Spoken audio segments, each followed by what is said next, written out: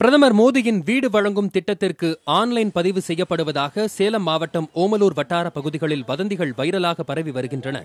மத்திய அரசு திட்டத்தில் அனைவருக்கும் இலவச வீடு கட்டிக் கொடுப்பதாகவும் இதற்கு இன்டர்நெட் சென்டர்களில் பதிவு செய்தால் மட்டுமே கிடைக்கும் என்றும் வேகமாக வதந்தி பரவியதால் கூட்டம் கூட்டமாக பொதுமக்கள் குவிந்து வருகிறார்கள். வீடு தராங்கன்னு சொன்னாங்க, அதனால நாங்கள் வந்திருக்கிறோம். கொடுக்குறாங்களா என்னன்னு தெரியல, அதெல்லாம் பேசிக்கிறாங்க, அதனால நாங்கள் நம்பி வந்திருக்கிறோம். மோடி வீடு தரேன்னு சொன்னாங்களாம், அதனால நாங்கள் ஃபார்ம் ஃபில்அப் பண்ணி கொடுக்கலான்னு வந்திருக்கிறோம். அவர் கொடுப்பாரோ கொடுக்க மாட்டாரா தெரியல, நாங்கள் வந்திருக்கிறோம். வீடு கனவுடன் கம்ப்யூட்டர் மையங்களுக்கு வருவோரிடம் பதிவு கட்டணமாக 130 ரூபாயும், இடைத்தரகர்கள் 500 முதல் 1000 ரூபாய் வரையிலும் பணம் பறித்து வருவதாகவும் கூறப்படுகிறது. ஓமலூர், காடையாம்பட்டி உட்பட அந்தந்த தாலுகாக்களில் பதிவு செய்தால் மட்டுமே வீடு கிடைக்கும் என்று தொடர்ந்து வதந்தி பரப்பப்பட்டு வருகிறது. மோடி அறிவிச்சுட்டுருக்கிறாரு, வீடு தரேன் அப்படின்னு சொல்லி அறிவிச்சுட்டுருக்குறாங்க.